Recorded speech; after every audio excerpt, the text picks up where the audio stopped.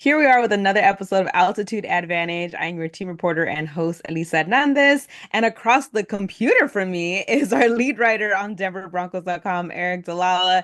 And we've missed you guys. There's a lot to kind of go over now that the season has concluded for the Denver Broncos. The 2024 season is in the books.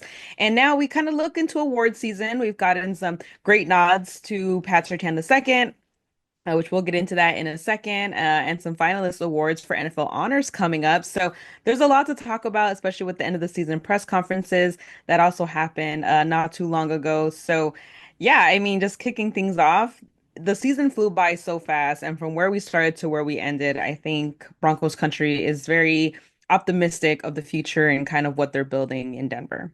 Yeah, absolutely. And I know it's been a little bit since we've done a podcast, and people were able to see us on our instant analysis after the end of season press conferences, and we've had plenty of content up there. But it's nice to be back on the podcast, even though it's virtual. We'll be in person again soon, but nice to be talking to everybody again. But yeah, I think that listen, as we're about what, a week and a half removed now from the end of the season, and I think that like we said, we'll go into some of those lasting takeaways from the end of season press conferences toward the end here. But I think just overall, I still feel like this was a successful season and a building block, a big stepping stone toward what this team can accomplish. And it's nice to be in this place where you won 10 games and you made the playoffs. And, we're going to talk about some of these awards, but you've got guys being named first team all pros, and you've got guys being named, to the all NFL and all AFC teams. And you've got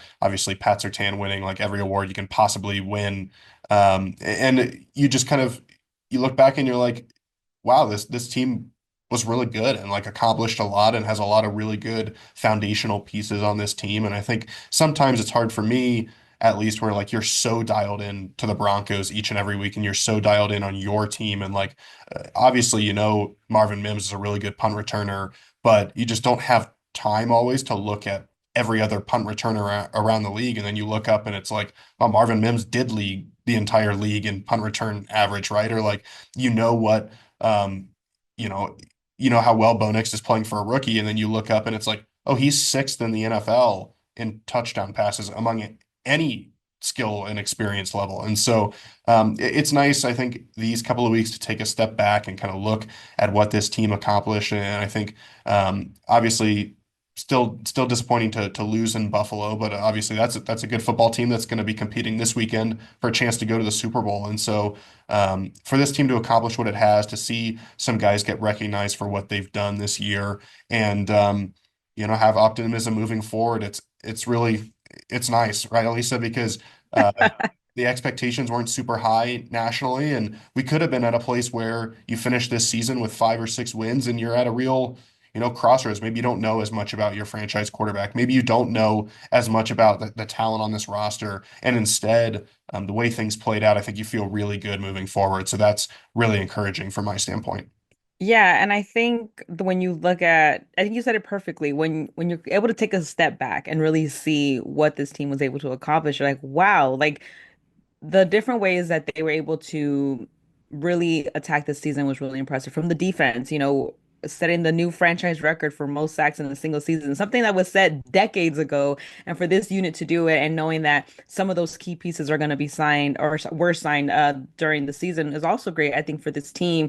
And just like the arrival of Nick Bonito and the season that he had, and he's going to his first Pro Bowl this year, and just he was named All Pro. So I think those kind of accomplishments for this team, we've talked about growing pains all year, and now they've actually grown up. It's like some things are there, and some things are still are going to be growing pains for next season. But I think one of the things that I really took away from head coach Sean Payton and general manager George Payton was just the optimism they have for the pieces they got in this past draft, and from the Jonah Ellis's to re-signing Jonathan Cooper to obviously evaluating what Nick Bonito can be over the next couple of years. That's something that they're feeling really good about. Like we drafted very well this year, and I think what got me, especially because fans are now, okay, like what's next, what's next, and I think they're already thinking what's next, and I think obviously there's a lot to get through before the NFL draft, but I think the important thing was that they're confident that this team is going to be aggressive if they need to be. They're going to be, tempered if they need to be, and they're not just going to go for the big splash just to make a splash. They want to bring guys in that are really going to factor it into this culture and what they're building and that camaraderie that they have because the locker room can be a very delicate balance. And I think the guys that they have in there really all support each other, all want each other to win. It's definitely me, not te it's definitely team, not me. And I think knowing that your GM and your head coach have are on the same page and ownership as well, that to me that always leads for a recipe to success. When everyone's on the same page and they understand like we don't have to go out and just get anything. No, the Denver Broncos are going to start becoming a team that players want to come to. Players want to play for, whether it's, for the new facilities or just the culture or those things like you start to become like, no, I want to go play over there, a destination place to play for. And I think, everyone's really confident going into that to next season and free agency. Yeah, absolutely. And I think you're spot on about fans and their reaction and their excitement level. And I think I share the same thing. Last year, um, there was almost like a nervous energy, right? Of like, how does this team, where does this team go from here after going 8 and 9? And obviously, they make a big move with at the quarterback position, drafting Bo Nix, moving on from Russell Wilson. They move on from several veterans, and you go into training camp, and you're just like, okay, like. At some point Bo Nix is going to earn this job, but is it going to be for the start of the season? And then you're approaching the season, and like there's excitement to see, at least for me, like hey, what is Bo Nix going to look like? But also, and granted, I'm as optimistic as they come, and I laid out, hey, here's the path if they want to get to the playoffs. But you just don't know going into week one, like, is that going to be possible with a team that has salary cap restraints and the expectations where they were among a lot of national media members? You don't know what's going to happen, and so it was almost kind of like this. Okay, let's wait and see what happens in 2024. Whereas, fans are already at this time now here in 2025, like can't wait to see like which weapon are we going to get in the first round of the draft. And obviously we'll have tons of draft content coming up. We're already somehow less than 100 days away from the draft, which seems crazy to me. But like people are entirely excited about that. And it's now it's not like, okay, what's the direction or what's going to happen? It's like we have this direction. Now let's move full speed ahead toward this direction. And I think like for me, I already can't wait for the first week of September. Like I can't wait to see what the schedule is. I can't wait to see who are the Broncos going to open up with. How does Bo Nix take the next step? Like last year was this cautious sense of like, okay, how is this all going to work? And now it is just kind of, and again, you still got to, Sean Payton said at the end of season press conference, each year you start over and you've got to rebuild from scratch. And so they've got to do all the work again. But I think externally you can talk about, man, excitement is at a really high level and just kind of all aspects of the offseason, whether it's NFL honors and, can Pat Surtain or Bo Nix or Sean Payton win one of these awards, or who are they going to get in free agency, or who's in the draft, or what's the schedule, or hey, when they finally get back on the field for the offseason program, all of these things, it's like the excitement's just amped up a little bit because of what they were able to accomplish this year.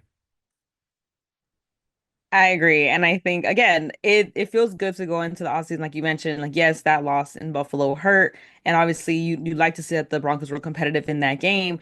But y'all like again, Josh Allen is having an MVP season. This team put up a really good fight. And I think to me, I'm excited to just see what Bo Nix's first, offseason looks like, right? I feel like he's already hungry to just be on the field again, and you want that in your quarterback. And I think for, Sean Payton to say, like, we went out, we found him, like we found our guy, like that's such a weight lifted because, like you said, you always want to look like where can we go? But we know exactly where we're going and we know the pieces that are here, and now you can comp and you can build around that. Greg Penner, owner and CEO, had kind of alluded to that a little bit. Like now we have our guy, we can build around that guy. And I think, like you said, they resigned a couple of key guys. Garrett Bowles got re-signed. We mentioned how the Cooper got re-signed. You have these pillars, but not only that for what they do on the field, but it's what they do off the field, and what the presence that they are in a young locker room and that young and hungry mindset. And, talking to Garrett Bowles over the course of the season, he's not one of those guys that's like, oh, the rookies, they don't matter. Like, no, he's like, no, the rookies, like they are this. And he's constantly uplifting, and that really matters. I think that trickles down a lot. So I think the culture and that they're building, within the Broncos locker room is really going to play well going into next season. And I mean, then you have Pat. You have You Pat have doing Pat. Pat things. You have Pat doing Pat things.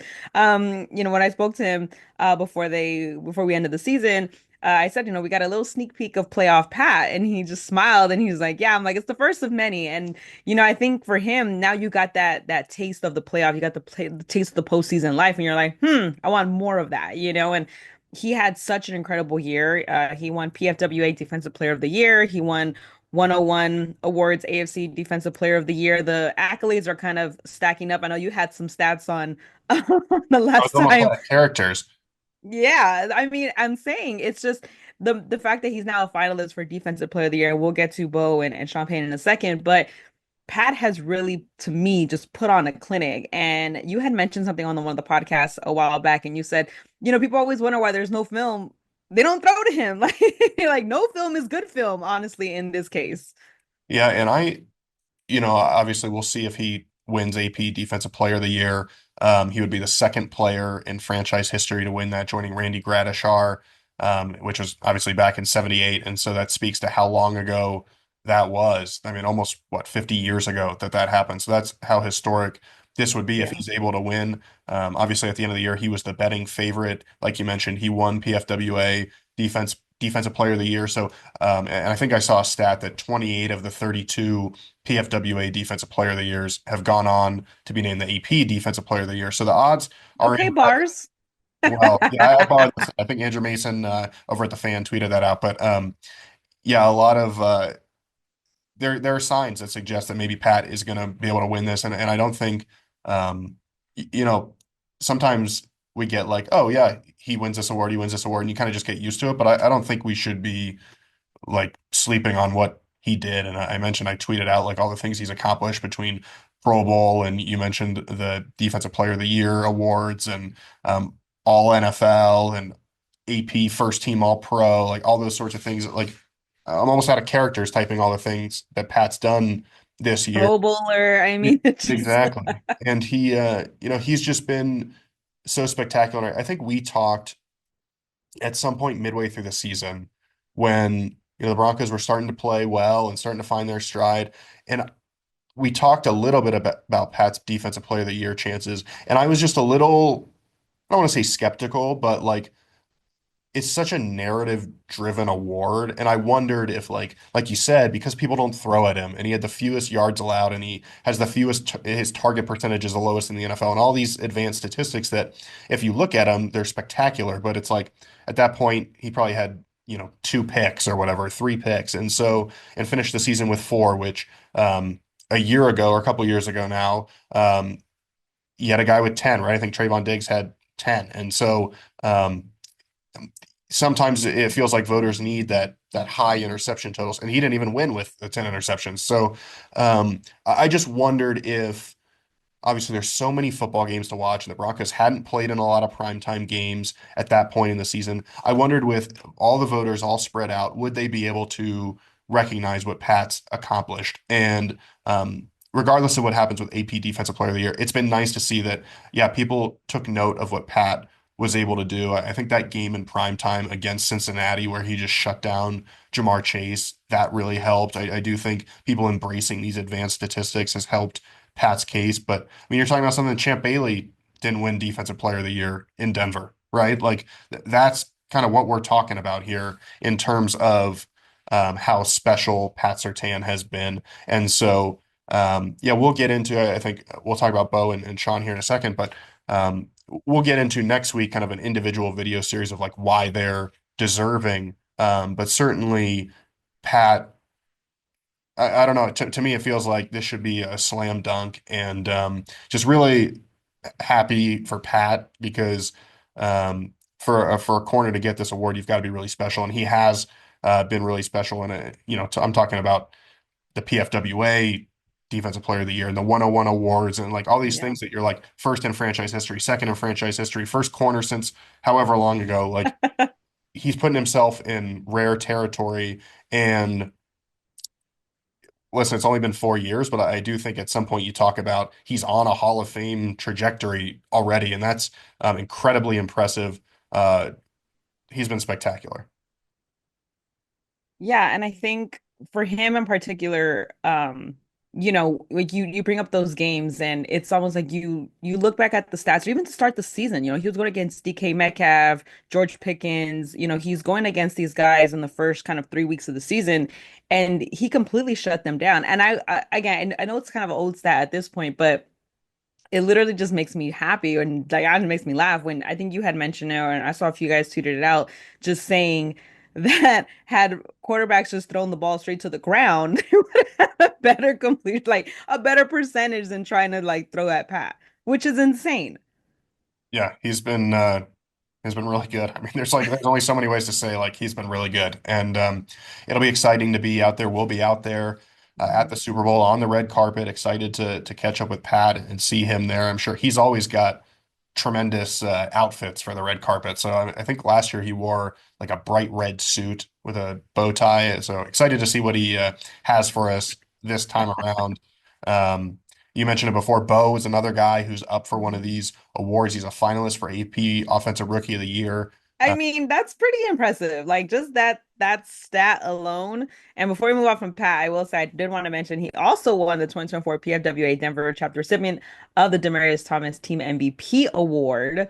And that's why I'm wearing a DT jersey today I for the like that. podcast. I like I'm sorry, that. I have to keep the gear going, okay, Tie even it. I like it. virtually. But I think that ties into again like the leadership on this team, and that ties into Bo. Bo was named a captain to start the season. And I think when you kind of see where that started, and again, like you said, not knowing exactly what you're going to get from this rookie was named captain and named the starting quarterback, and to now it's like you're now nominated for, rookie of the year. And I think and there's obviously a lot of great candidates in there, but I think for him to throw his name in there with the expectations where no one really expected much of you. And they took that, and didn't let it kind of get to them. And you go and you get 10 wins, a playoff berth for the first time since Super Bowl 50. And you've ended a lot of conversations for this franchise this season. I think that really holds strong with what Bo Nix was able to do this year.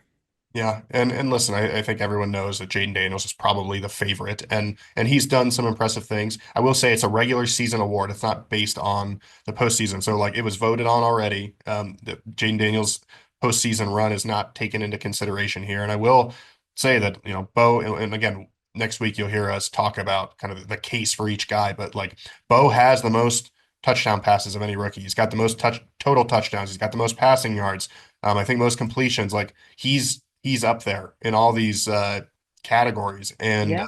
Won Rookie of the Week plenty of times, yeah, and all second those most touchdown accolades. passes by a quarterback by a rookie quarterback in NFL history. He's got like the most two touchdown no pick games of anybody. And I think Jane Daniels obviously started really fast, and it took Bo a couple weeks to maybe get going. But I think if you look at Bo's resume, he's more than deserving of strong consideration for this award.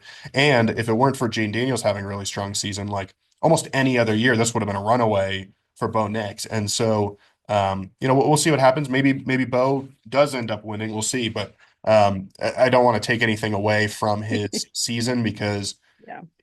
you're almost again like you get to a place where expectations change and like they reset. But Mhm. if you think about it, Bo was the sixth quarterback off the board. Externally, people talked about, hey, it's a good fit with Sean Payton and Bo Nix, but people weren't sure, like, is he going to be able to play at that high level? And this again, externally, like I think there was always a belief from the moment Sean Payton drafted Bo Nix and this organization drafted Bo Nix that he was going to be able to accomplish things. But the fact that he went out there and did it, and we heard Greg Penner say at the very beginning of the season, there's going to be some ups, there's going to be some downs. And there weren't that many downs. I mean, like obviously Yeah. there were If some, there was a rookie wall, he smashed through it. yeah, there were some tough losses to LA and Cincy and in Kansas City, but like they weren't the fault of Bo Nix, and he Mhm. rose to the occasion, proved something else each and every week, and so yeah, really happy for him as well, and excited for him to be honored as a finalist. Yeah, and that's a big credit to again head coach Sean Payton, who was also a finalist for Coach of the Year, and what he's been able to do in just his second year in Denver, really turning around the culture of this franchise, getting back to the winning ways, really paying tribute to what this franchise is known for, and it's kind of winning those big games and being part of those big moments. And you found a guy that also wants to be part of those big moments, and you're able to grow that, and you're able to kind of guide him in a way where you let him be himself, but you also find a way to make him better and find ways to win games. And I think they're both winners. You know, Sean Payton's resume speaks for itself. There's no, well, we're going to go into it later, but we're not going to go into it right now. But, you know, his resume speaks for itself and what he's been able to come in and do with this team in 2 years and find these guys and bring the best out of these guys and surround them with the best coaching staff, I think really speaks volumes to the fact that he's a coach that can really block out the noise and really block out what national media or what the, you know, externally what is being said and keep his guys together. And I think, again, I think back to that Monday Night Football game when things were kind of getting off the rails a little bit in the shootout, and the guys knew like, hey, we have to come together. We pulled the Malcolm Roach, and these guys pulled everyone together and was like, hey, let's get refocused. Let's get back to our brand of football. Obviously, they go on to win that game, but I think when you've taught that so much that later in the season you no longer have to say it. You know, your guys just know, and I think it's a big testament to what he's been able to do here, and we're really excited for all those things. And we'll get into more of it next week, and yeah, I'm really excited for what's to come for the off season and you know what everything's getting built here, and I'm excited for the award show. What are you Yeah. gonna wear? Yeah, I don't know. I got to figure it out. But yeah, and we'll talk more about Sean. I do think, kind of like you mentioned, he talked at the very beginning of the year is that you've got teams with high expectations that perform well. You've got teams with high expectations that don't perform well, low expectations that don't perform well, and then low expectations that do perform well. And he said you always want that last group of low expectations that perform well. And he just always had the right. He always pressed the right button. I think George Payton said at the end of the season, like after that loss to Kansas City, Sean had him ready to go after 2 minutes in the locker room and move on and let's go on a 4 game win streak. He pushed all the right buttons. Again, we'll talk more about his candidacy, but I think he'd be just the second active coach with multiple coach of the years to his name. He'd be the second coach in franchise history to win. You kind of talk about the award and like what it's for. Some people think, hey, it should be Andy Reid or Dan Campbell. They led their team to 1 seeds. A lot of the times it's like who did more with less or exceeded expectations. And if you're looking from that standpoint, Sean Payton should have a really strong case because of where people externally thought this team would be for the most part. And they won 10 games and they got to the playoffs for the first time in 10 years, essentially almost. And they did it all with an extremely high with high salary cap constraints, with a rookie quarterback, with a lot of young players. So yeah, a tip of the cap to Sean Payton. I think another well-deserved finalist, and can't wait to cover those guys out there in New Orleans next week. Yeah, it's gonna be a fun week. Obviously, Pro Bowl's coming up. We have a couple guys there, so yeah, a lot of great content coming your way. And again, we'll be back next week with more in-depth coverage going into all the awards for NFL honors. So once again, I'm your team reporter and host, Elisa Hernandez. Virtually joining me is our historian and lead writer on DenverBroncos.com, Aric DiLalla. And we appreciate you guys. Make sure you guys leave your comments, and we will see you guys soon.